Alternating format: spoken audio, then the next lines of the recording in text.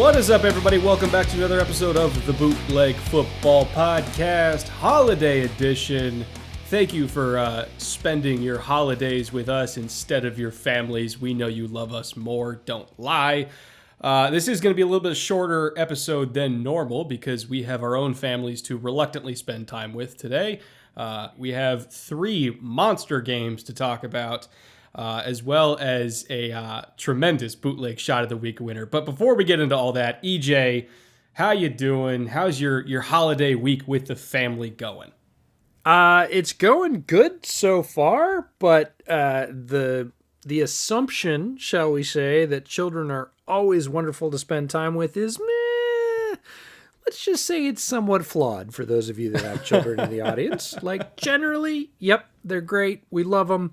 But then the thing happens and you end up spending some time with that. So far, so good. They've been off school since last Friday. And I would say generally are digging the holiday season so far. We'll see if we can keep that positive momentum going. If we can't, there's always alcohol for that. But speaking of that, I have one of my favorites, tried and true. Didn't try to go with the theme beer this week. The Montucky Cold Snack. And you might say, EJ, what is indeed a Montucky Cold Snack? It is basically what I describe as the Montana version of a PBR. It is a light lager made in Montana. My favorite thing about the Montucky Cold Snack is that they give 8% back to local causes, including some clean water initiatives there in Montana. But clean drinking light lager, something you can put down a few of and not really feel. So that is my beer for the day. And because it's the holidays, we're going for the good stuff. We're going for the Jamesons. It is the Black Barrel Jamesons, which is one of my all-time favorites and a go-to during the holidays. But what did you bring? Well, first things first, I feel like all these microbrews that you bring on every single week, and they're weird-ass names. It's like bands at Coachella that play the side stage. You could just say any random combination of words and syllables, and I'm going to assume you're telling the truth. You could be completely lying about the name, and I wouldn't know the difference because every single microbrew, I swear to God, has some wacky-ass name beer. And they're all great, but it's like part of beer culture where it's like, okay, let me come up with the weirdest name I possibly can. I think this is a new bootleg segment where I try and fool you, and I'm like, okay, here's a name. Is that a real beer, or is that made up? Oh, microbreweries never change. I have also, well, it's not really a micro distillery. They got distribution all over the place, but it's kind of a lesser known distillery. I have Sagamore Spirits, which is a local Maryland distillery. I have their rye, which is probably their most famous offering. Really, really classic rye, baking spices and clove and, orange is in there and got some caramel and vanilla. Just it really kind of heavy on the sweet and the spice like you would expect from any classic rye. Great in the wintertime. I always become a rye guy in the winter just because it just kind of fits the season. I like bourbon and scotch every other part of the year, but ryes just go so well in the holidays. So I have that for my main sipper tonight. And then for our bootleg shot of the week, which we'll get into in just a second, I have Wild Turkey 101 because I hate myself. Because you're really mad at your stomach. I'm mad at my stomach, and I'm gonna make it pay for what it's about to go through on Christmas. That's Day. right. You're gonna give it the mother of all shots. That's something else. No, the one from Sagamore sounds very much like a holiday. You're naming off all those notes, and I was like, man, that just sounds like you should be sitting by a fire with your feet up in like wool socks, slapping down a glass of that. It sounds extremely holiday to me. Yeah, it's good shit. Before we get into this Eagles-Cardinals game, I do want to congratulate last week's Bootleg Shot of the Week winner, a rare offensive winner, Zach Pascal from the Indianapolis Colts with the mother of all chip blocks against the Raiders. We threw that clip in the comments from last week's episode. You guys can check it out if you missed it. Just an incredible chip block, putting the edge defender on his ass. Fantastic work from Zach Pascal. So I got my Wild Turkey 101. EJ, you all good to go? I am good. I got the Jameson Black Barrel, and I'm looking forward to it. Cheers to you, Mr. Pascal. Cheers indeed. Always good to see a decleater from somebody that was just supposed to quote unquote get a piece of the defender. Instead, flat up grabs him and knocks him on his can. Ooh. You shouldn't breathe it. You really shouldn't. Oh, that was a mistake.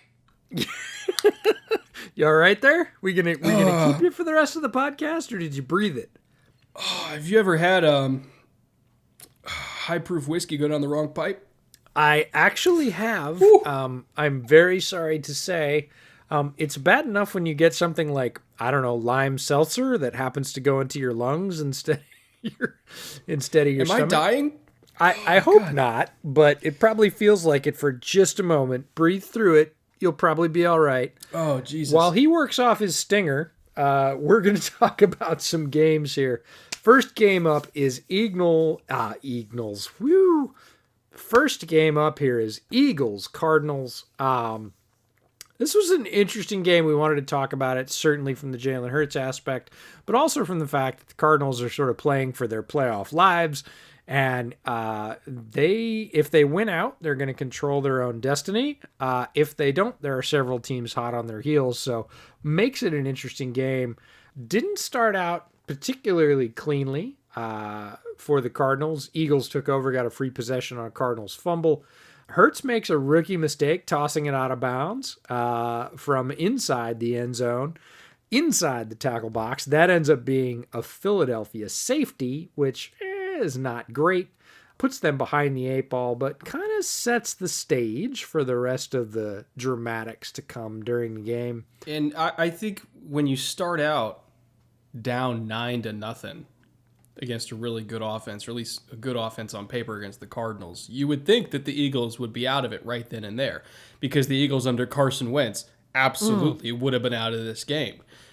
But Jalen's ability to come back and make this a game and kind of go toe for toe for the rest of it after making an early mistake that put them into a hole. I think it was a commendable performance overall. And fun fact, if you didn't know this already, EJ, so he put up 401 yards total, 4 touchdowns total, no turnovers. Carson Wentz never had 401 total yards in any game of his career. And he had been playing for 5 years up until he just got benched a few weeks back. Never put up 401 yards. Jalen Hurts did it in his second start. Jalen also had, again, as I said, 4 total TDs, 0 turnovers. There were some mistakes, but no critical mistakes like turnovers, which have plagued the Eagles all year long under Wentz. Wentz had only done that once in 5 seasons. 4 touchdowns, no turnovers. So Hurts' ability to just be safer with the football, not take as many sacks as Wentz would have last week against the Saints. He was very good at escaping pressure, not putting his defense in a hole with bad turnovers. The ability for him to play safe, the ability for him to turn plays that should be losses into gains with his legs. The Eagles are not a very good team, but he's elevating them in ways that Carson Wentz has not elevated them in probably a couple years now. And I gotta say, the Eagles are a better team with Jalen Hurts under center. Yeah, it's not even close in terms of that contest. The ability for him to, like you said, make positive plays out of ones that would have been negative with Carson Wentz. Carson Wentz was starting to see the rush too early, was dropping his eyes, was throwing some ill-advised balls. Hurts' ability to not only come back from an early mistake, but put up all those yards, put up all those touchdowns.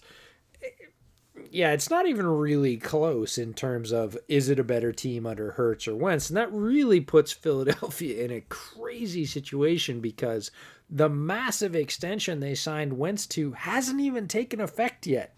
It literally takes effect after this season. So the massive, whatever it was, 124 or 40, I don't have the number at hand, $1 million extension that they're on the hook for massive money for the next 2 to 3 years hasn't even kicked in yet. And that guy's on the bench, and the guy they've got playing gives them a much better chance to win in all facets right now.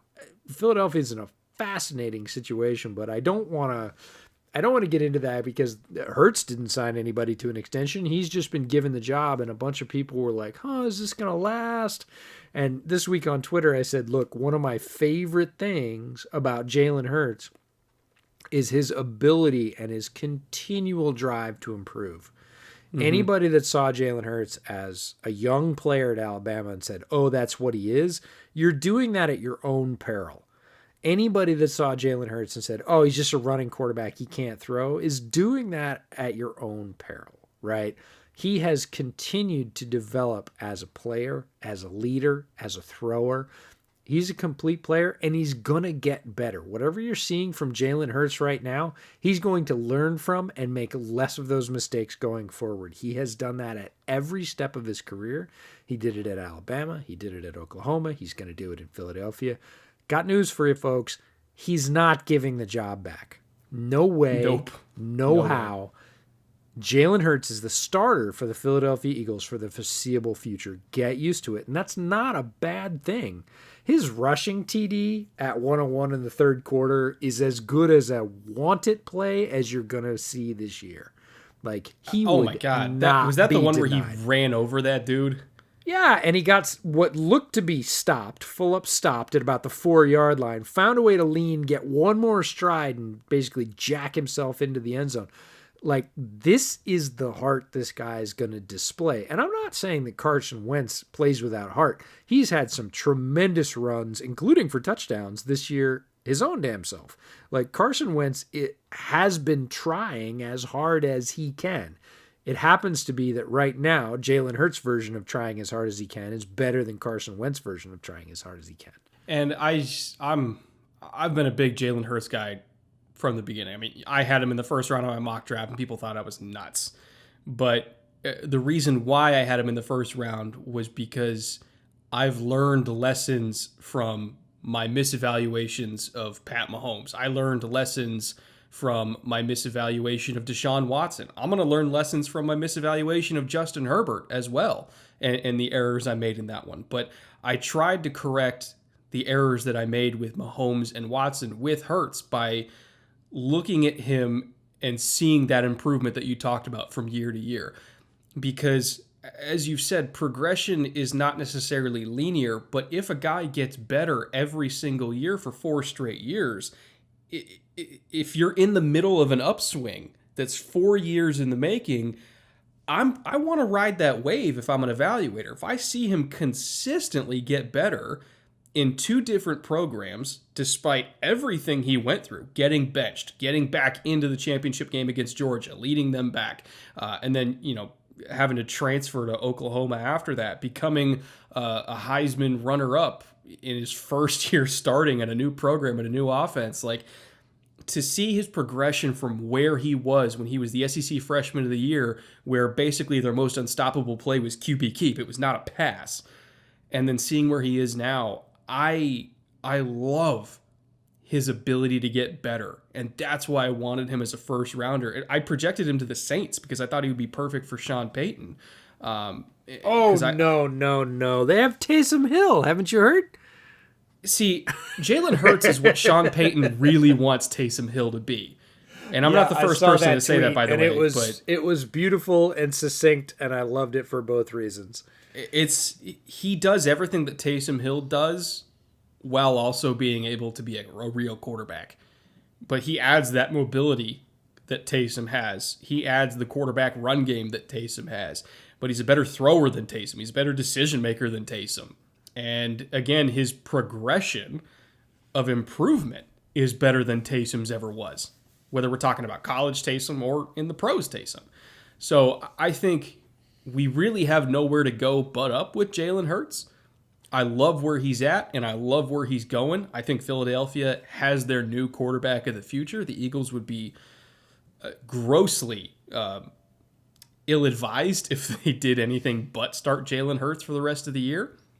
And I think they're going to have to basically almost do like a Brock Osweiler trade and pay a team to take Carson off the books for them. If they trade him, they still have, it was like 32 or 36 million a cap hit. It's a monster cap hit, but yeah, it's not friendly. I would give up a pick to have somebody take the other tens of millions of dollars for me. Just get him out of Philly because there was reports that he wanted to be traded if he wasn't the starter anyway. So I feel like this relationship can only get worse with Carson Wentz and the Eagles. I would pay another team to take him off my books. Somebody else could go try to fix him. I would not be surprised if we see the first multi-pick trade that it's Carson Wentz and 2 picks, because the financial liability is very difficult to get rid of the way his contract is structured. You are on the hook for a tremendous amount of money. Even if you trade him, a large amount of dead cap is going to accelerate to your books immediately. And I don't necessarily think that's a bad thing in this particular situation, because you've got the guy that's going to be playing quarterback for the Eagles for the foreseeable future in Jalen Hurts. You really do need to get the other player who is not giving you any value out of town. Take your medicine financially. Do what you need to do that. Hopefully it's a fresh start for Carson Wentz somewhere else, and he can get back to that really league-leading form that he showed for the 1 year. If I'm a team, I'm not necessarily betting on that, but there are plenty of teams that are quarterback needy. Hopefully this works out for both parties, but Philadelphia really has to part ways with Carson Wentz and really ride Jalen Hurts in this wave forward, because I think that's best for the franchise. Yeah, it's just it's time. It's time. Now I do want to bring up Gardeck. 7 sacks. Is it Gardeck? Is that how you pronounce it? Or is it Gardeck? No, Gardeck has 7, and this is a sort of trend around the league, because we talked about this in our previews for all the divisions. We talked about the fact that everybody says, 10 sack guy. There are very few 10 sack guys around the league. The 10 sack guys are elite. They're premier. They're hard to get. They're terribly expensive. And 7 or 8 sacks is a really good performance in the modern quick pass, how to limit sacks NFL. And Gardeck is one of those guys that has showed up. He's on a roll lately. He's got 7 now. I was watching the Rams this week. They've got a defender on that line. Again, you've got a lot of talent on that line. You've got Aaron Donald, Brockers, and Floyd. One of their guys has 7 as well. And you're like, oh, okay, all these guys that are benefiting from extra pressure. Gardeck is pretty much a hustle guy, and he has made it happen, especially lately. He's created a ton of pressure for the Cardinals, and it's notable that he has 7. I wouldn't be at all surprised if he ended up with 9 or 10. And that's saying something. Again, that's rare air when you talk about it. People think 10 sacks is somehow fairly easy to get, and in the modern NFL, it's actually quite difficult. So Gardeck is a name worth noting, and one of those names we'd love to bring up to you, because not a lot of guys know about Gardeck, right? They're not going to list him anywhere near the top sack threats in the NFL. You know what I find interesting? So between Dennis Gardeck and Hassan Reddick and Gardeck, I know it's easy to confuse the Reddick's had a couple of weeks. 5 last week and a couple more. Yeah, so. And so they have 18 sacks between the two of them. At least I think it's 18. Yeah, so Reddick has 11, Dennis Gardeck has 7, as you said. 18 sacks. They're both edge rushers. They're both about the same size. Reddick is 6'1", 235. Gardeck is 6 foot 230. Very small for edge rushers, and yet they're both extremely effective. And this is kind of a trend, particularly among 3-4 teams, that I think people should pay attention to, of very, and I mean very, undersized designated pass rushers, where you see teams go for 6'6", 6'7" tackles with super long arms, tons of size. The hardest block, and you talk to any offensive lineman, they'll say the same thing. The hardest block for a really big offensive tackle is a really little edge rusher, because they can't get low enough to out leverage them. Most of these guys are lightning quicker than the tackles are. Obviously, they're 320 pounds, and other than the freak athletes, they don't move as well. And so we like to talk about, these huge hulking defensive ends with 35-inch arms and tons of power, but sometimes it's the little guys that really cause problems, again, because you can't You can't really get leverage on them, and you can't set quick enough for them to beat you to the landmark. And so I think it's kind of an interesting case study with this Cardinal teams of how they're using small, fast guys to generate pressure, and they're letting the linebackers and the interior defensive line kind of handle everything else and just letting the little guys rush off the edge. It's a very, very interesting approach. Obviously, next year, Chandler Jones is going to be back, who is your typical, 6'5", 35-inch arms kind of guy. But just this rotation of Mighty Mouses is just fascinating to me. Yeah, it's funny because one of my all-time favorite rushers in the league right now in terms of that profile, the short guy that you would not think has a ton of success, is Jannard Avery. And the Browns traded him to the Eagles. He's on the other side of this Cardinals equation in this particular game.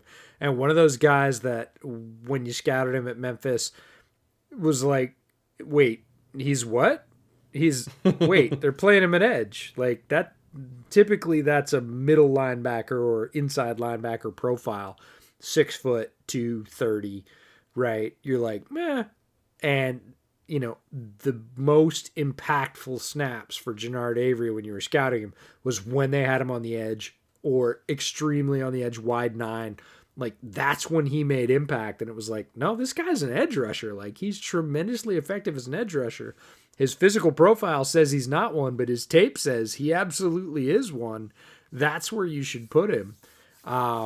And I think the Eagles saw that. They ended up paying a higher price when I saw that he had been traded to the Eagles. I was like, they probably stole him, 5th, 6th, 7th round pick. I think it ended up being a 4th round pick when Jannard Avery was moving. I was like, that's actually probably closer to fair compensation. That guy can get to the quarterback, and that is a very desirable skill in the modern NFL. And see, what's interesting, since you bring up Avery, I do want to kind of give you a little nod for this and the little guys. So he's had less than 50 pass rush snaps for the Eagles the entire season, still has 2 sacks.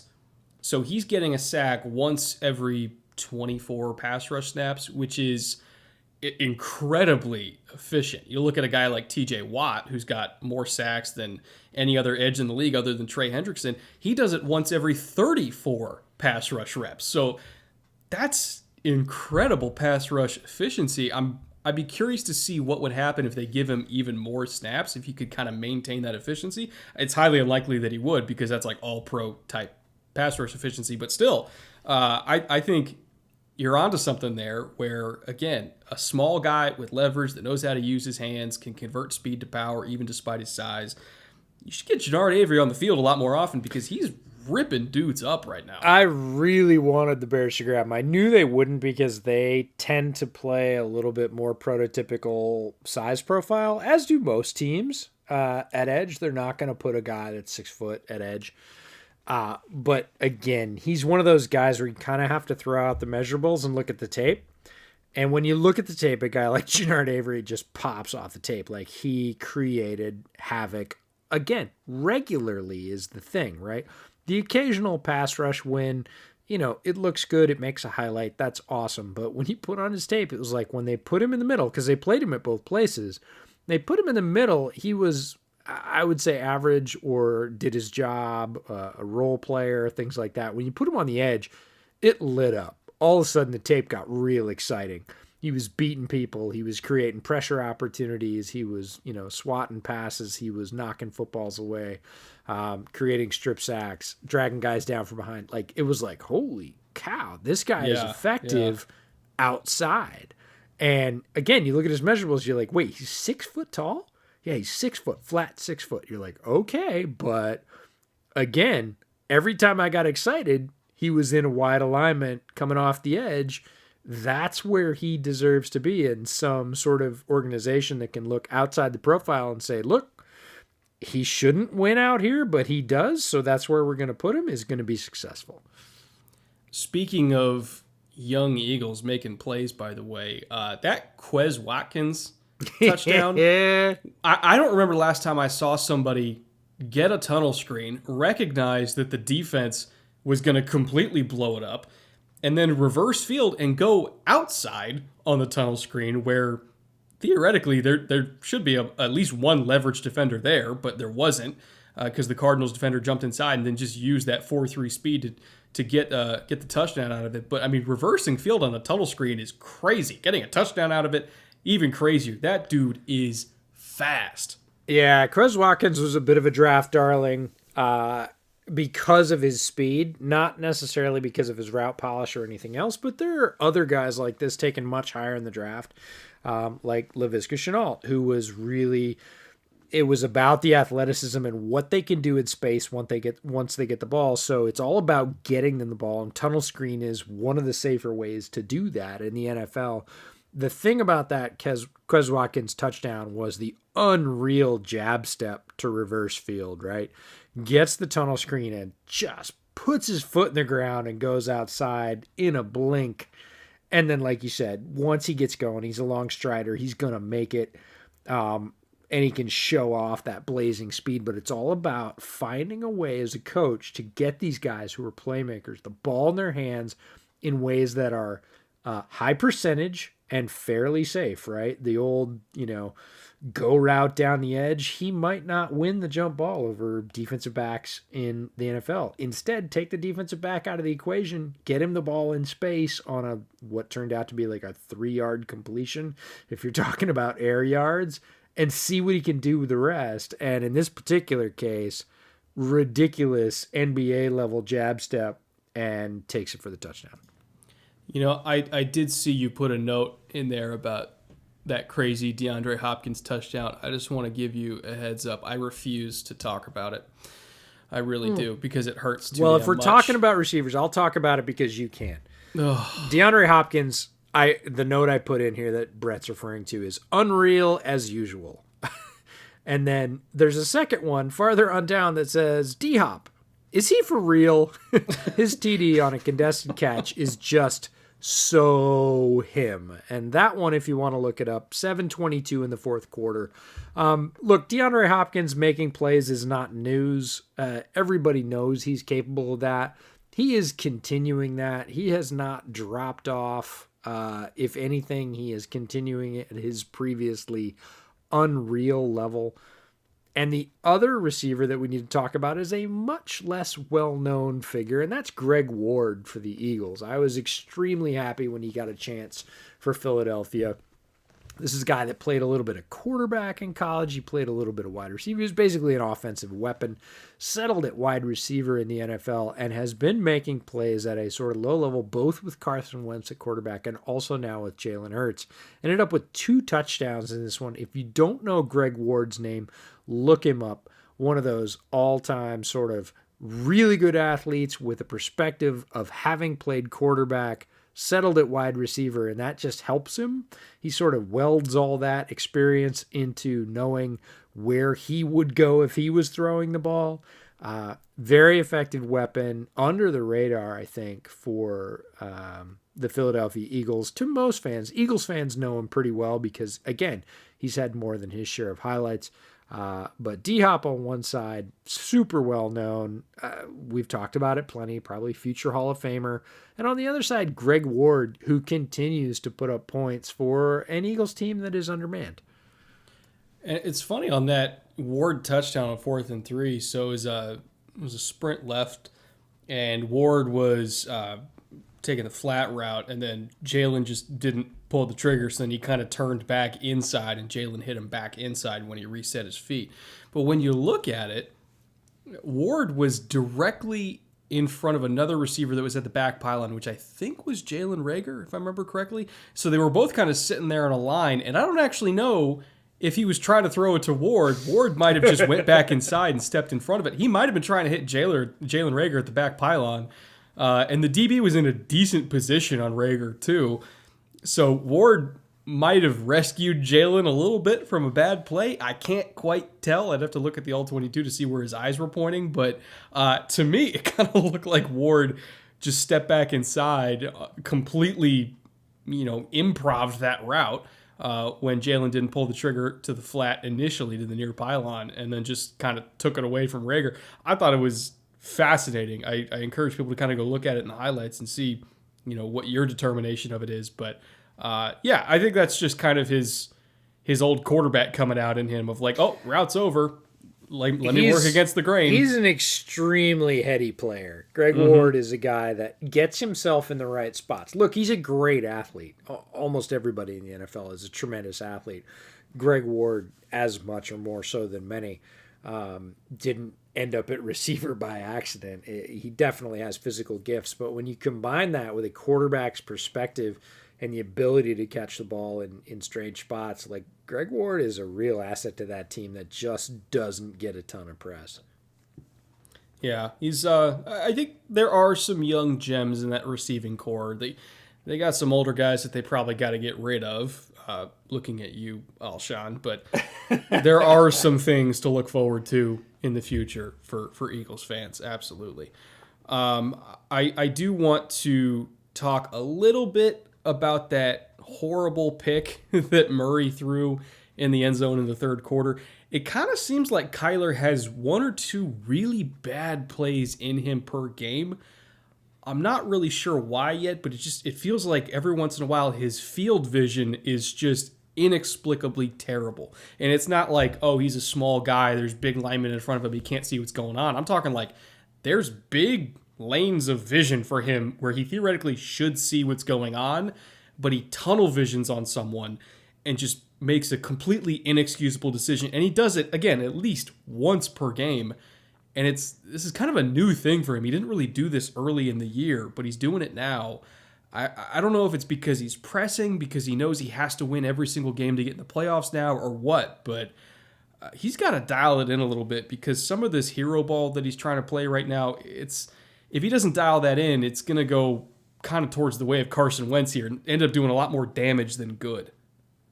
Yeah, I don't know that it's going to stack up like the current Wentz that we saw before he was benched for Hurts, but I'm with you that occasionally, I would say one, I don't know about 1 to 2, but definitely one play a game, I get Trubisky flashbacks from Murray. And I'm not saying that Kyler Murray is the same player as Mitch Trubisky before you all jump in the comments and burn me at the stake. That's not the same thing, but it tends to be that kind of thing. It's like, well, I'm looking. Well, he's double covered. I'm just going to toss it up. And you're like, wait, what are you doing? Yeah. And it's cost him occasionally in the regular season. Those are the kind of plays in the playoffs when everything elevates and each play is worth a little bit more. You know, the NFL famously one and done in the playoffs. Those are the kind of mistakes that you're not going to be able to make as a playoff quarterback, assuming the Cards get to the playoffs and be successful and get past the first round. You cannot give your opponents the extra possessions. And Murray has been a little bit too loose with some of those throws. Like, there's a bunch of guys there. Let's see what happens. He's going to have to throw that one away and live for another day. And specifically the one against the Eagles, it was 2nd and goal. Like, you don't even have to press on 2nd and down. Like, you're up by 6. You know, if it's not there, throw it away. Like, he threw it right to the post safety. They were in a 3-by-1 with a single high safety. So if some people don't know, like, most of the time, the post safety, they'll play a lean post technique. So they'll lean more towards the trip side. He hung directly in the middle because he knows that most of the time when you go 3-by-1 in the red zone, at least for the Cardinals, they're going to try to pick on that one-on-one on the backside. Yep. Yeah, they want the ISO. The post safety literally sat on it the entire time. Kyler just didn't see him sitting there. Threw it right to him. It's almost like he didn't check. Yeah, I've got bad pick in my notes. Like, and bad is capitalized. Like, Murray throws a bad pick in the end zone, 5:44 third quarter, if you want to go look at it. I think you said it best. He just didn't see him, right? And when you don't see defenders, that's when you're going to throw those picks that look tremendously obvious and hit somebody literally right in the numbers that's not on your team. It was not a good look, and he's going to have to clean those up. Like, I don't think it's beyond his scope. I don't think he's not capable of doing it, but he's going to have to take those quote-unquote bad reps out of his game if the Cardinals want to go anywhere. Yeah, so it was a little bit of an I don't want to say it was an ugly performance, but there's been an up and down performance for probably the last 5 or 6 weeks for Kyler. I know we can talk about the shoulder injury impacting things, and I'm sure it has, but in terms of just decision making, it's been kind of up and down for this Cardinals offense. The good news is, though, his defense got 6 sacks. Really, really hampered They've been on Hurts. a tear for 2 weeks. I mean, Hassan Reddick had 5 by himself last week, and he wasn't alone. He had help. And then this week they pick up 6, split between, Gardick and Reddick and a bunch of guys. And whenever you put 6 sacks are a definitively negative play that make it very difficult for the offense to succeed. So just like you look at explosive plays on the offensive side, plays of, depends on your definition of explosive, 15 to 20 yards or more in a chunk, the likelihood that you're going to get points out of that drive goes way up. And sacks are the exact same thing on the defensive side. If you get a sack during a drive, the likelihood that that drive continues for points goes way down. So it's basically an explosive play for the defense, erasing a down like that. And when you pick up 6 of those in a game, you're really blunting a lot of drives. Yeah, especially for an offense that, at least for the Eagles, they don't have a really explosive vertical passing game yet. Like, theoretically, they have a lot of speed, but they don't really have the line to protect long enough for them to stretch the field vertically. And it's Jalen Hurts isn't quite at the same level of Pat Mahomes in terms of being able to run 15 yards behind the line of scrimmage and still launch it 40 yards down the field. Like, that doesn't work for everybody. So it's not going to work for rookie Jalen Hurts in his second start. Weird that. So the vertical passing game isn't quite there yet to kind of lengthen their margin for error. So again, the 6 sacks added up. They kind of covered for Kyler in a way, making some, I don't want to say many mistakes, but a couple big mistakes. Critical mistakes. But the defense was there. They backed them up. The Eagles just could not quite dig out of that early hole. They tried a Hail Mary at the end, couldn't get it, so they lose by 7. But I thought it was a really gutsy performance by Hurts. Mostly good performance by Kyler, but again, got to clean some stuff up. Great performance from the pass rush for the Cardinals defense, at least. I do think Arizona still has a shot to make the playoffs, but Kyler really needs to be on his best behavior if they want to win in the playoffs, because the NFC is a slaughterhouse. Yeah, if they win out, they almost control their own destiny. If they win out, it's going to be very tough to displace them. As a Bears fan, I need them to lose at least one game, because if they do that and the Bears win out, the Bears will make it. So wait, there you go. The Bears still have a shot? The Bears actually have a much better shot. We're probably not going to talk about that because we're not covering the Bears game this week, but the Bears shot with them beating Minnesota is actually not any kind of exponential. Like, it's all they need really is the Cards to lose a game. If the Cards lose a game and they win out, they're in. Let me look up the Cardinals schedule, because I think they still play the Rams. They're playing San Francisco, and that's a thing. And then they play LA. So they have 2 divisional games in a row. San Francisco's probably going to be starting CJ Beathard. That's not a great thing if you're a 49ers fan, but they have won with him, and Shanahan is always a schemer. He can come up with some creative points where other coaches might not be able to. And again, if Kyler throws it up to that secondary and San Francisco gets a couple extra possessions, like, they could absolutely steal that game. And then the Rams, straight up in a divisional game, it is, week 17. So if the Rams are resting their starters, Arizona has a much better chance. If LA comes out at full strength, I pick LA in that game, just sort of based on their pass rush alone. The problem, though, is that in week 17, while the Cardinals play the Rams, the Bears are playing the Packers. But if they rest their starters, because the Packers are guaranteed the division win, right? It might depend on if the Packers think that they either have the first seed locked up or right. Not. That this absolutely, you're not wrong. This absolutely comes down to the Packers, and if Packers come out at half strength with no Devontae Adams, no Aaron Jones, and they don't want to risk David Bakhtiari to a knee injury, and they pull all those guys, the Bears have a decent chance to win that game. Straight up, they're not winning that game. But if the Packers pull Aaron Rodgers, Aaron Jones, Devontae Parker, and David Bakhtiari, I'd actually give the Bears a shot in that game, especially the way they're playing right now. So, while their shot 3 weeks ago seemed exponential and out of reach, the Bears' shot is not fiction at this point. Mitch Trubisky back in the playoffs. Oh, God. Let's make it happen. Just like you don't want to talk about D-Hop, that's a conversation for another time. Hey, at least you guys have won more than, 2 games. Yeah, well, there's that. Yeah. Speaking of the Rams, by the way, why don't we talk about this Jets-Rams game? Because it was you proposed this, and I was like, do we have to talk about that? I mean, besides the obvious draft implications, do we have to talk about that? And then, in my measured response, I went back and actually watched the game, and I was like, oh, yeah, I don't mind talking about that game. Let's talk about that game. It was actually not a bad game. I mean, if you're a Rams fan, it's a terrible game. And if you're a Jets fan, it's a terrible game. Also a terrible game, about it anyways. So here's the thing, Jets fans. And I got an episode coming out this week kind of addressing your pain and anguish from presumably losing Trevor Lawrence and yada, yada, yada. Here's the thing. The Jets roster is not really the problem.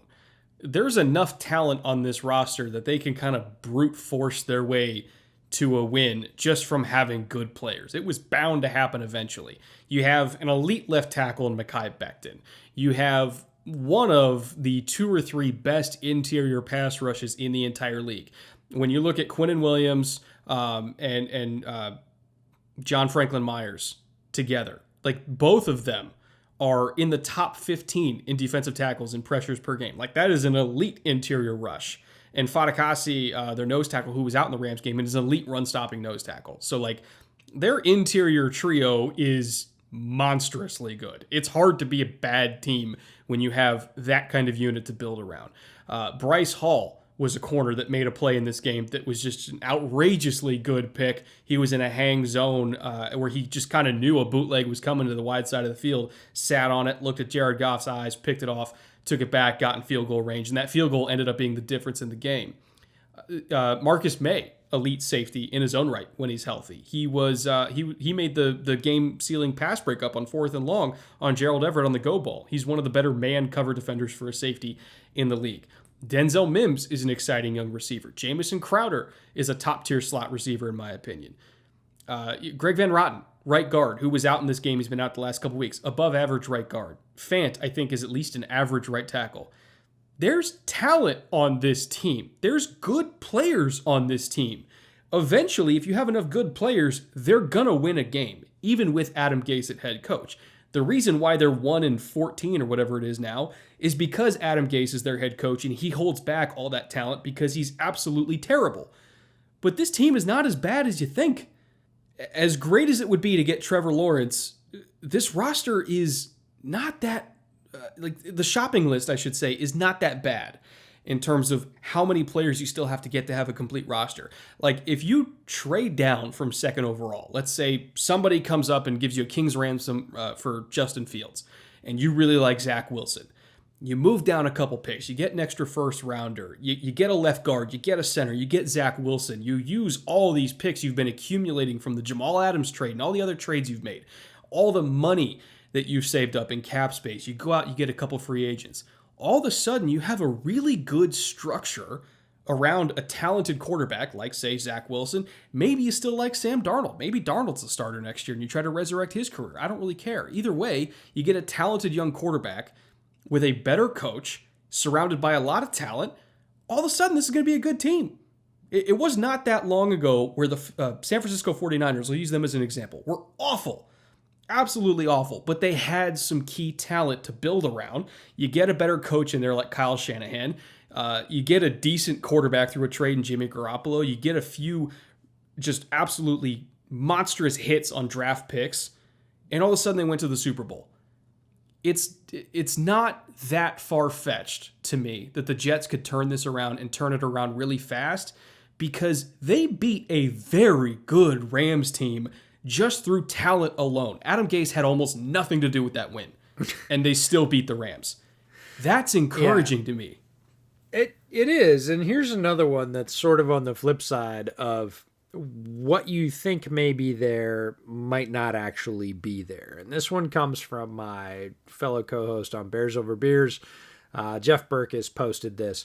First round QBs drafted between 2010 and 2016 still starting for their drafted team. Jared Goff. That's it? That's it. That's the full list. Starting for other teams, Newton, Tannehill, Bridgewater. Wow. Done. 4 total quarterbacks in the last between 10 and 16. Again, we're not taking rookies here, or players that have been with their team for a short period of time. Between 10 and 16, first round drafted QBs still starting for the drafted team, Jared Goff. Starting for other teams, Newton, Tannehill, Bridgewater. Backups, Bortles, Winston, Mariota, RG3, Wentz. Out of the league, Bradford, Tebow, Locker, Ponder, Luck, Whedon, Manuel, Manziel, Lynch. Yikes. Right? Yikes. So when you're talking about, we got to get a quarterback in the first round. Yeah, generally, starters are typically coming from the first round, but might not be for the team that drafts them, right? I'm not saying Trevor Lawrence is dog food or anything else. He's a very good quarterback prospect. That's nice. And I realize he has been built to a pillar, whereas it's Trevor Lawrence or bust, or the Jets are going to suck for another 10 years. The reality of everything Brett just laid out and the reality of first-round quarterback draft history that I just laid out combined to let you say maybe there's another path forward, right? In fact, several paths forward. There's the trade down option. There's a bunch of other things that could happen. So don't panic, Jets fans. Don't go jump off the Brooklyn Bridge. We don't need you doing that, right? It's very possible that, look, your last draft class was really good. Has a lot of very talented players that both Brett and I were like, yep, those are great players. And they haven't necessarily been showcased, again, under the current regime. Denzel Mims, not scratching the surface yet. You've seen a couple of flashes. That ain't what that guy's got. There's more. It's coming. Now, yes, do you need a quarterback profile? Yes, you need a quarterback upgrade. Can you get it, given that you have the, right now, second overall pick? Hell yes. So just hold your breath for a minute. It's okay. I realize it seems like the sky's falling because no Trevor Lawrence, but you'll be all right.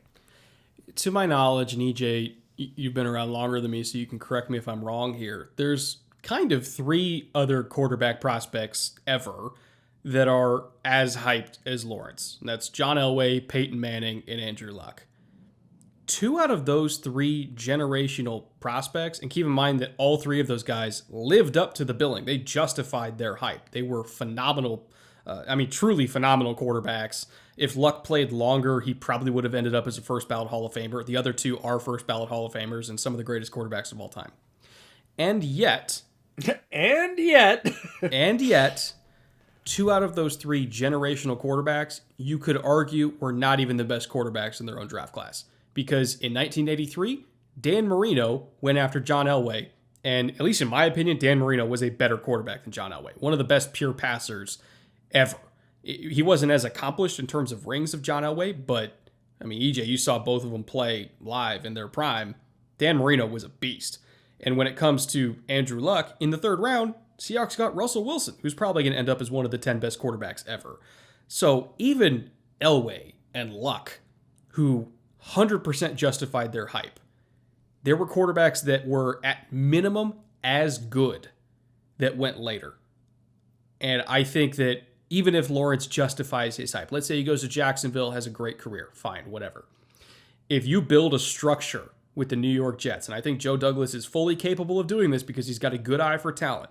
If you build a good structure and you hire a good coach that can develop a young quarterback, like, say, Brian Dable, who developed the hell out of Josh Allen, and you get a very talented quarterback at number 2, say Zach Wilson, I think Zach Wilson could be just as productive as Trevor Lawrence. Is he as high a build prospect as Lawrence? Absolutely not. And to be honest, in a vacuum, I would still take Lawrence if I had the choice between the two because I'm not stupid. But once you're in the league, it kind of becomes about the situation around you more than it does about what you did in college. And Zach Wilson is extraordinarily talented. And if you give him a good situation, he could be just as good. Like, I don't necessarily think it's about what quarterback are you taking. It's about what situation are you building. And the Jets have an opportunity here to trade down, get picks, and build a phenomenal situation for any young quarterback. Yeah, I fully agree. And even if they stay put and they take Zach Wilson, if you add Zach Wilson and say, let's just grab a name out of the coaching tree hat, Eric Bieniemy, right? If you take Bieniemy and pair him with Zach Wilson, and he's got Mekhi Becton at left tackle, and he's got Denzel Mims at wide receiver, the Jets have shown they have some running back talent, named or not. You add some other pieces. Herndon showed out really well. They have some pieces. You're going to add more in the draft. If you add Bieniemy and a guy like Zach Wilson, this team's fortunes are going to look tremendously different. The defense has players at each level. They could use some more linebacking talent, but look, Quinnen Williams on a non-injury year has been a complete beast. He's not been alone on the defensive line. We saw Marcus May make a tremendous play downfield. You were a big fan of another safety they took out of Cal. Like, there are pieces here with competent coaching. If you have a quarterback who's a gamer, and Wilson is exactly that, and you add another piece of receiving talent, or maybe you add a high-profile tight end, you've already got enough running back talent, you add a couple of offensive line pieces down in the middle rounds, third, fourth round, like, all of a sudden the Jets become, like, hyper-competitive in 1 year. I fully think it's possible. And since I don't want to spend this whole time just talking about the Jets, by the way, Rams fans, we will talk about you. I do agree it could be 1 year or 2 years. But since I do want to talk about those Rams, this was not a season-killing loss, but it did expose a few things that they need to work on before the playoffs. I still think the Rams are one of the 5 or 6 best teams in the league and one of the shortlist contenders for the Super Bowl.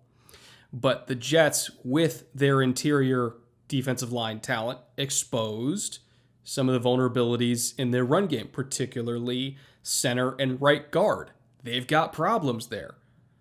They were getting blown up inside all day long. I mean, all day long. It seems like the Jets' defensive line just kind of took turns teeing off on the center. I can't even remember who's starting at center for the Rams. I'll have to look it up, but he was getting ragdolled every other play.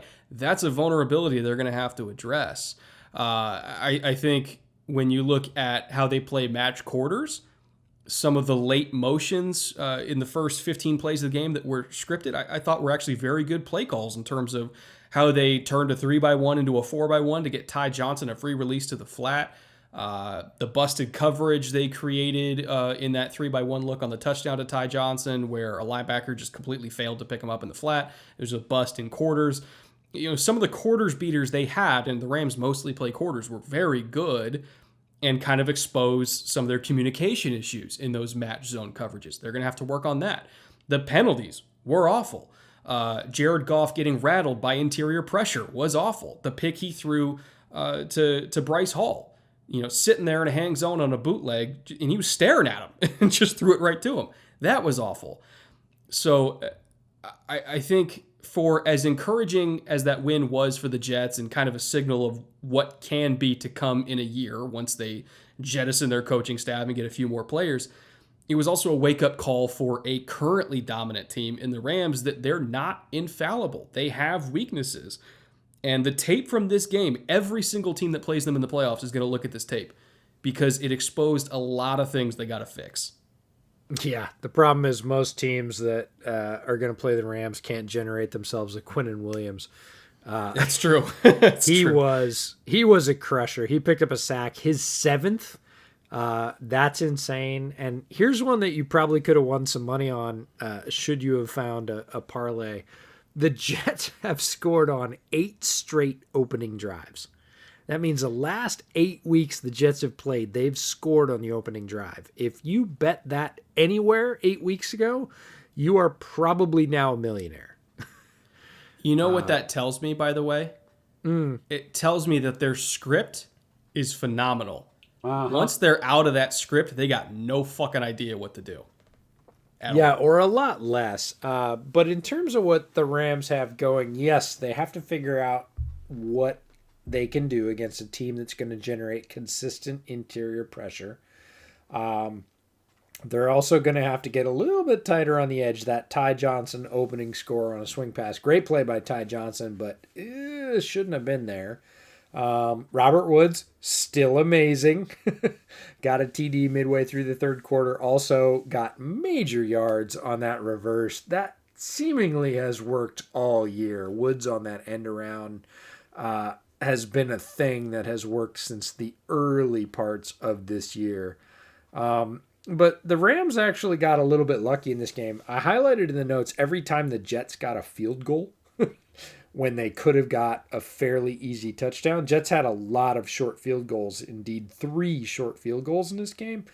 If the Jets were, to your point, anywhere near competent in the red zone or off script, this would have been a blowout. This wouldn't have been a close win. The Jets would have rolled the Rams.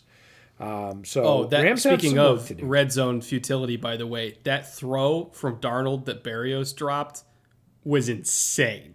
I can't believe Berrios dropped that on the run. I mean, throwing across his body. It feels wrong to throw Berrios under the bus because he's put in a yeoman's effort this year to really support a team that has been undermanned and has made some tremendous plays. But on that one, yeah, there's no excuses. And on the other side, I wanted to highlight one of those guys. We always love highlighting guys that maybe you don't know the name of that are playing tremendous football because, again, pretty much everybody in the NFL is really good. And Troy Reeder had a great play on the goal line to actually force the Jets to go for one of those field goals on the goal line, knocking away a pass. Now, most people don't know Troy Reeder as a name. If you go back and look at that play, it is played as well as it possibly could be. Tremendous play by Troy Reeder. So just a little shout out to a guy that is going to get almost no national press, but made a big difference in this game. Doesn't mean his team gets the win, but it would have been an even greater margin had he not made that play. If he doesn't make that play, it's absolutely a touchdown. He made the play on like the 1 yard line. His offensive player easily goes into the end zone for a score if he doesn't make that play. But really interesting in terms of the overall draft seeding. Obviously, you've heard a lot about that.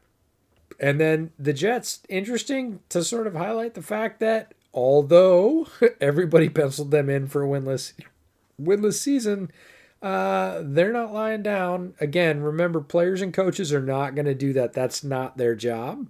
They don't care about draft seeding. This is their reality.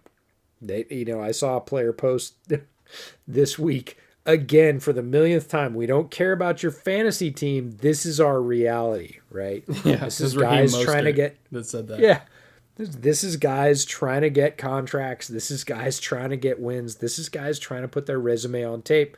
They're not going to roll over and say, "Well, I guess if I don't make that play, then we get Trevor Lawrence, so everything's okay." That is not their mindset. 0%. So yeah, these guys got kids to feed. Yep, that's right. So overall, just fascinating game for a lot of different reasons. I do want to kind of close off the show talking about Chargers and Raiders every single week. I know we sound like a broken record at this point. Justin Herbert just making some of the most incredible throws of the season. I think it's fair to say everybody who doubted him looks like an ass at this point, myself included. It's not even like, oh, he looked good early in the season and people figured him out. Like, no, he's continued to get better. I mean, he's had some down games, like the one against the Patriots where Bill Belichick came out with a great game plan. But the fact that he was able to bounce back from that and put together this kind of performance, even against a soft Raiders defense, I mean, he's special, man. I mean, tying the all-time single-season rookie touchdown record, despite not even playing in week 1 with 2.5 games to go at the time. I mean, that's just unconscionable. It's unbelievable. Like this is a special kid, and I think you could argue he's already one of the 10 most dangerous quarterbacks in the league, because when he's rearing up and throwing deep, there's few better at it. And I think really the entire AFC West is in trouble, because as soon as the Chargers get a more competent coaching staff and fill in a few holes on the roster, they can give anyone a run for their money. And yes, I'm including the Chiefs in that. Oh, for sure. Herbert is one of those guys that can threaten a team from anywhere on the field. And I mean anywhere on the field. If he is at his own 30 or greater, you need to stay on your guy, because he can hit him and it can be a 75-yard score. That's just kind of the player he is. We saw it late in the game. 65-yard flat-footed heave. He was flat-footed through it 65 yards. Got him down to the goal line. Didn't cause a score. And I saw people actually on social media being like, if he just let him. I'm like, yeah, okay. Dude, he threw it 65 yards in the air off a flat-footed stance. Like, yeah, if he let him, nobody else could have either. He's got a cannon. He's got great accuracy, anticipation, timing. He has proven himself a downfield threat that was certainly not highlighted in college at Oregon. And again, if you free this guy from a coaching staff that has bumbled around and, quite frankly, pissed away a lot of wins this year, you're going to see Justin Herbert ascend to superstar status. Give him a couple of more high-end receivers. I realize he already has a couple on the roster, if not 3 if you're counting Hunter Henry. You give him a couple more receiving options. You give him a Tyreek Hill speed option, one of those guys. Oh, gads. Like, forget it. You go 4 verts every down and just let him deal, and he's going to polish off almost everybody. Hear me out. Justin Herbert, Keenan Allen, Mike Williams, Jalen Waddle. Ah, Jesus, no. Okay, fine. Go right for the top. I thought you were going to bring up Kadarius Toney. I mean, either way. Yeah, I mean, two different guys, but if you give him a Kadarius Toney in the slot as a sort of everything offensive weapon that he can just whip the ball to, like, oh, God. And that's just one player, right? If you give him a couple, if you give him a speed threat from the 3rd or 4th, and you beef up other positions with the higher draft picks and get rid of Lynn, because, look, it's just not working out. You've made enough bad decisions that have cost your team games. His future is just as bright as it gets. I mean, hell, they might even be in range to draft Penei Sewell, to be honest. Sure, and if they do, and then they get a guy like, I'm not saying Kadarius Toney last of the 2nd round, but there are plenty of speed guys that you can play in the slot. And if you get a guy that is like, again, you might as well just imitate the ones you want to beat. If you get a guy like Tyreek Hill or Mecole Hardman that stretches the field with that burning speed, and you pair that with Herbert's arm, look out. Or can we just forge the birth certificate of that BYU true freshman tight end and just bring him up in the league right now? Oh, he'd be super fun. But I actually think Hunter Henry is somewhat of a facsimile. But yeah, Brett's referring to the fact that I texted him last night during BYU's bowl game and said this freshman tight end for BYU is ridiculous. There's no way a guy like that was in high school last year, but it's actually true. Size and speed all over the place. Look, you get this guy any number of weapons. A deep speed threat is really what he could use, because he's got a lot of big guys on that roster. He's got Williams, and Keenan Allen's a big guy, runs routes really well, but he's not a burner. You get this guy a burner that can use that arm, that he can throw 65 yards off a flat-footed stance. That offense is going to just morph into a whole different dimension. You get 1 or 2 of those guys in it. Yeah, because Jalen Guyton, who is fast, by the way, I think he's a free agent after this year. So he might not be around next year because I think, again, he kind of provides that speed element, but I think he might actually cost a little bit of money. I'll have to go back and check his contract, but I think he might be a free agent. He also does bring that kind of speed element. But again, if you get a Tony, a Waddle, you get contract control for 5 years, somebody who can grow up with Herbert side by side, somebody who runs, legit 4.3 at a minimum. Like that's just fun. But enough about the Chargers' future. Let's talk about the Chargers' present. Because they put a hurting on the Raiders and Mariota. I can't remember what the preferred pronunciation is. I'll go with Mariota. He did have a valiant effort to kind of bring them back, keep them in this game, force it into OT. But you could really see just how overmatched the Raiders' offensive line was. Like, if it was not for Marcus's legs, he would have been sacked at least another 5 times. Those Chargers edge rushers were just giving them all they could handle.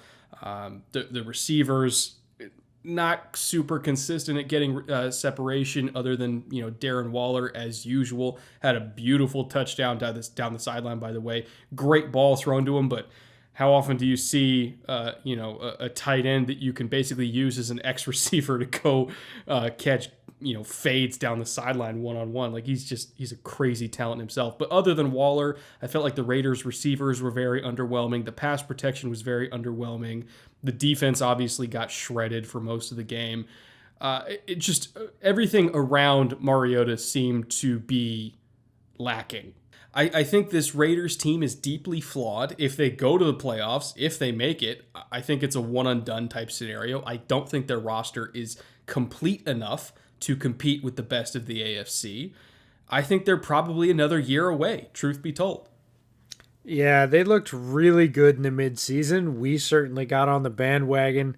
That Carter Aguilar connection was looking really good. They were hitting their deep shots, and that can mask a lot of deficiencies, right? They don't need to grind out drives and be consistent. They can make a shot play from 55 yards, pick up the points, and walk off the field. Again, if they're scoring in bunches, the defense is going to have a lot less pressure on it and can come with their ears pinned back and not play as conservative or as consistent. In this one, Trayvon Mullen, rough night. Ended up 4 penalties on the night for the Raiders corner. Typically a pretty good player. Did not have that experience in this one. Nick Kwiatkowski, former Bear, picks up a personal foul for lowering his helmet. It was a ticky-tacky penalty, but it was the kind of thing that was just, a big snowball rolling downhill and picking up steam. The Raiders were basically kicking themselves in the shins, and they just couldn't keep up with Herbert. Mariota made a valiant effort. He made some very nice throws. I think he's already got a good contract as a backup, one of the best contracts as a backup in the league, but if anything, he made himself some money on an evening when people are going to look at him and say, hey, that's a guy that we could, count on to carry us for 4 or 5 games. But the Raiders slide is something we need to talk about. The only win they've had in the last 6 weeks is the Hail Mary that got Greg Williams fired. Mm-hmm. Right? Greg Williams calls a zero blitz, ill-advised. Many people have said so. They end up beating the Jets. They needed a Hail Mary on a zero blitz to beat the Jets. I'll just let that sink in for a minute. Other than that, they are winless for the last 6 weeks. That is not the team we saw in the first half of the season that took the Chiefs to the brink. They have really fallen apart. I don't know what that is, whether it's lack of leadership, whether it's lack of overall talent and firepower, combination of the two. But the bottom line is it's a meritocracy. You are what your record says you are. And the Raiders right now are basically on an 0-6 streak. Yes, they have that win against the Jets to offset that. So it only looks like they've lost 2 in a row. But right now, the Raiders slide is a big deal. And if I am John Gruden and Mike Mayock, I'm saying, whew, we have maybe more work to do than I thought we did. Certainly, I was feeling a whole lot better in the first half of the season than I am in the second. To me, as I mentioned, their slide, of the last 6 weeks, it really comes down to lack of efficiency on offense. They've slid all the way down to 17th in adjusted line yards. I mean, they're really struggling to run the ball. And I fully, I'll give them. They've had some O-line injuries, COVID, like absences because of COVID. Like they've had kind of a revolving door at offensive line this year, which has affected things. But this is a team that needs to run the ball. They need to give Derek Carr, third and medium, basically, for him to really be at his best. Like, he can make some great throws down the field. We've seen him do that, in the first Chiefs game. About a month ago, there was a few throws that he made on the run that were just jaw-dropping. Like, he's got a couple of those in him per game, but the margin for error is not nearly as high as it is for other teams like, say, Kansas City or arguably the Chargers. Their deep passing game is not quite at that level. So they need to be able to run the ball and give Derek a better margin of error. They can't do that right now, so the offense is struggling. And then on the defense, the DBs can't cover. They can't stop the run at all. It's been truly a miserable experience to watch their games just because of how frustratingly inefficient this team is overall. They're 25th in adjusted line yards allowed, by the way, in their front seven. So that's how, and by that I mean they average 4.6 yards per carry against them, which is just atrocious. There's only a few teams in the league that are worse than that, and it's Dallas, Detroit, Houston, Cincinnati. That's the quality of defense we're talking about here that they're lumped in with. So if you can't run the ball and you can't play defense on a John Gruden team that has to be able to run the ball and play defense, guess what? The formula is not going to work. So there's a reason why they've been able to get barely any wins in the last month and a half, and it's because the formula that they built this team around, quite frankly, doesn't work for them right now. They don't have the talent for it. They've had some injuries that have kind of affected their talent for it, but there's a misfit here between what the coach wants and what the roster will allow him to do. I think they have to go back to the drawing board. I know they spent a lot of money at linebacker. They've invested a lot of picks at defensive line. You fire your defensive coordinator because you feel like it's not working, and then the next week it still doesn't work. It's a talent issue for me. They need to invest more at linebacker in the draft. They need to invest more in the drafted defensive line. They need to be able to stop the run because everything they've tried to bring in players to fix that problem has not worked. And they need to take more swings at the plate because if they don't, this problem is going to persist into next year and the year after that and the year after that. And this team's never going to go anywhere. If you can't play defense and you can't stop the run, you're not going to win games. Flat out. Yeah, it's a really interesting place in terms of, I know you lauded Mike Mayock for his effectiveness over the last couple of years and what he's brought into the organization. And he has brought a lot of talent into the organization.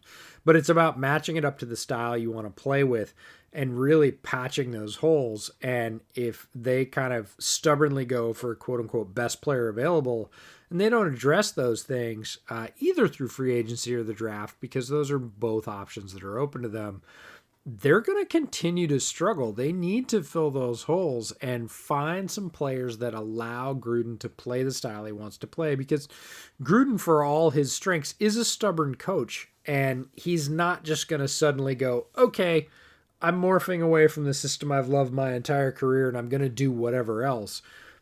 That's not, I think, going to happen. I don't expect that kind of flexibility from him, whether or not it would be good for the team. So you better figure out how to buy the groceries for the meal that John Gruden wants to cook, or else you're going to see results like this that are going to lack meaning late in the season, and that's tough on Raiders fans.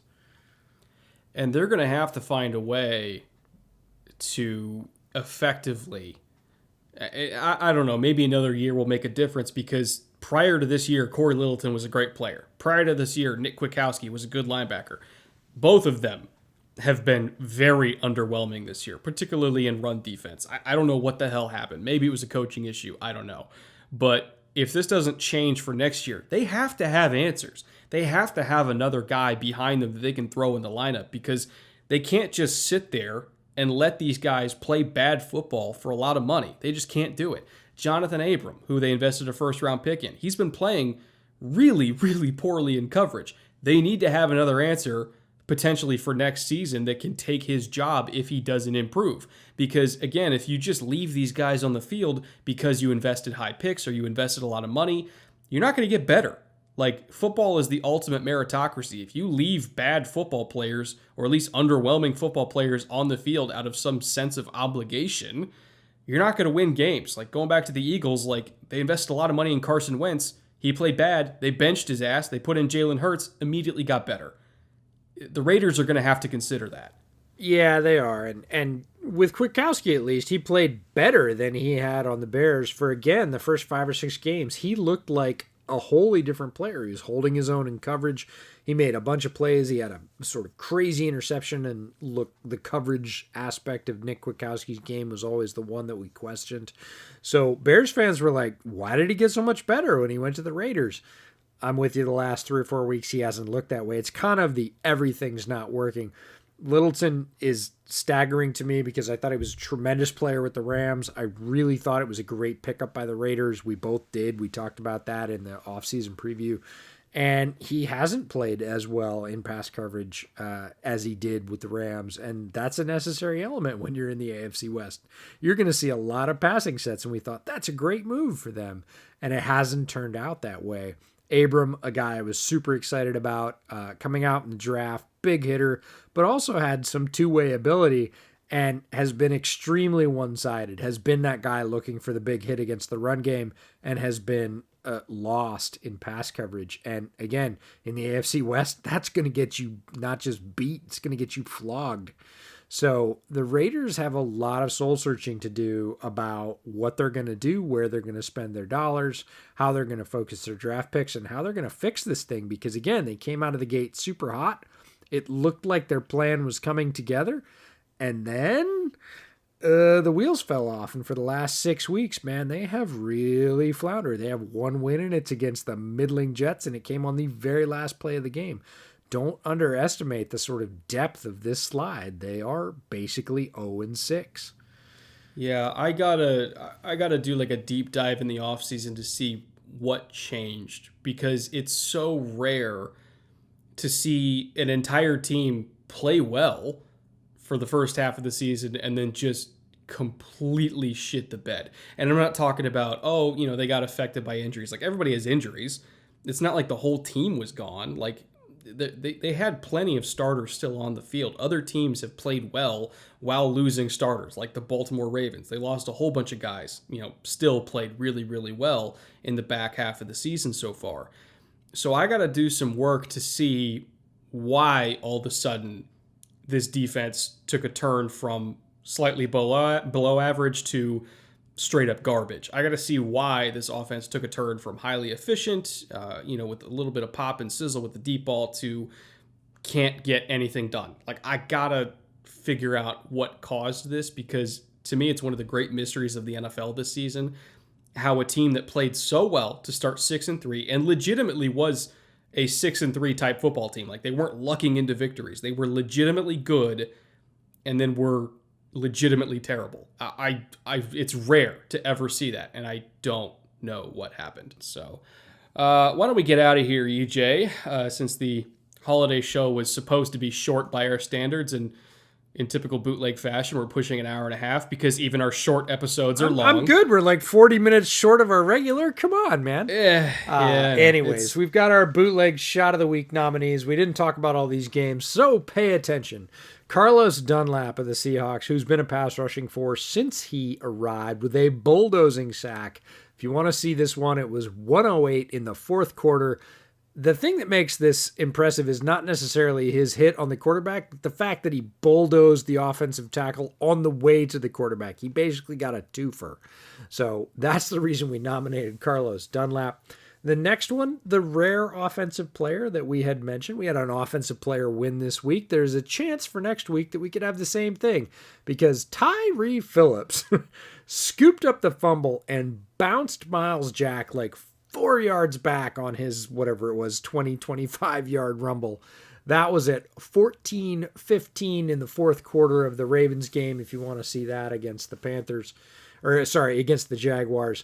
Miles Jack bounced off him like a toy. It was ridiculous. Carl Granderson of the Saints had a second big sack of Mahomes. The first one was good. The second one is the one we're talking about because it caused a fumble. That is 11:03 at the fourth quarter mark if you want to see Carl Granderson pick up his twofer.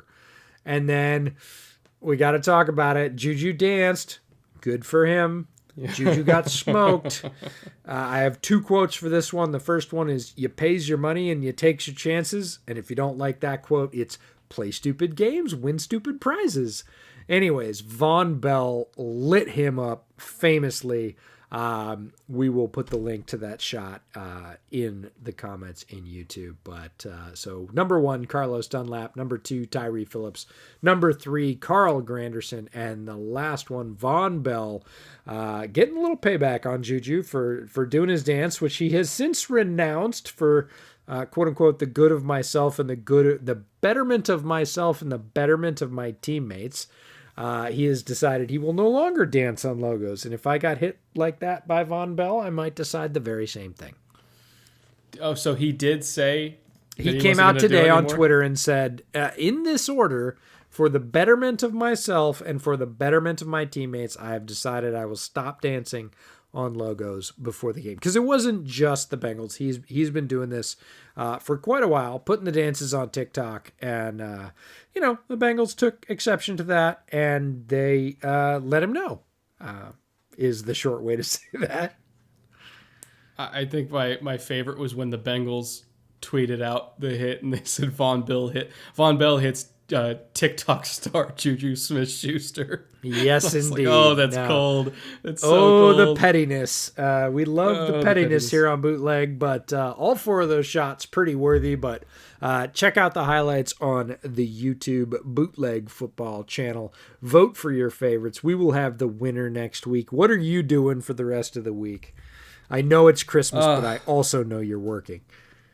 Well, I do have an episode on, I guess you could call it, the happiness and sadness of Jets fans, coming out Christmas morning. Not necessarily a film breakdown, but more sort of like a state of the franchise, where I make a lot of the same points I made tonight, but drink hot toddies while I do it. That's kind of my drink of the week on the show. Really good stuff. And then I got a film room coming out on the Ravens run game shortly after that, sometime between probably Monday. I would imagine that one's coming out. And then Thursday, I think I might do a film room on Trey Hendrickson, speaking of Saints defensive ends, because he's had a whale of a year, tied for the league lead in sacks, had a phenomenal year, and one of my favorite edge rushers. Before we get down to here, I do want to say one thing. We lost a legend this week in Kevin Green, who played for several teams around the league, one of the all-time great sack masters. Died very young this week at only 58. Nobody knows what the cause of death was, nor do we really need to. But just really tragic. And anytime somebody dies so young, especially around the holidays, it's awful. So I want to say I'm keeping my thoughts and prayers with the Green family. He was a tremendous football player, tremendous person, great coach, and the NFL family is a worse place without him. Did you hear the story that Louis Riddick told about him on the broadcast? Oh, yeah. It was great. It was hilarious. So Louis Riddick, basically they were going for an offensive snap. They decided to go for punt coverage. That meant Louis Riddick drew the assignment of trying to block Kevin Green on punt coverage. Kevin Green, he said, saw him lined up across from him and laughed. It was like, what God. Are you doing here? Anyways, Kevin Green, a tremendous, one of the first sort of really prolific and celebrated sack artists, made the Hall of Fame on sacks more than almost anything else. Not that he was not a complete football player, and by all accounts was a guy that absolutely loved playing the game and loved life in equal measures. Everybody talked about him being happy-go-lucky. Again, not even 60 years old, Hall of Famer, gold jacket, seemed to love that as much or more than almost anybody. A tremendous loss overall. Yeah, so again, thoughts and prayers with his family, especially around the holidays. Tragic situation, but I do want to hope that everybody listening to the podcast today, hug your loved ones tight, have a good holidays with them. If I can do it, I'm sure you guys can do it with yours. Absolutely. Happy holidays to everybody. Thank you so much for all the support this year. We really appreciate you. We hope this helps get you through the holidays if you're having a rough spot. Bears Over Beers will be coming out on Friday this week, looking at why the Bears have turned it around and some of the predictions we made earlier in the year and which ones are right and which ones are wrong. So I've got that dropping on Friday. But other than that, hey, enjoy Christmas Eve if you celebrate Christmas. If you celebrate any myriad of other holidays around this special time of year, the best to you and yours. We will see you on the flip side of that. Keep it listening here. And until then, we will talk to you soon. Later.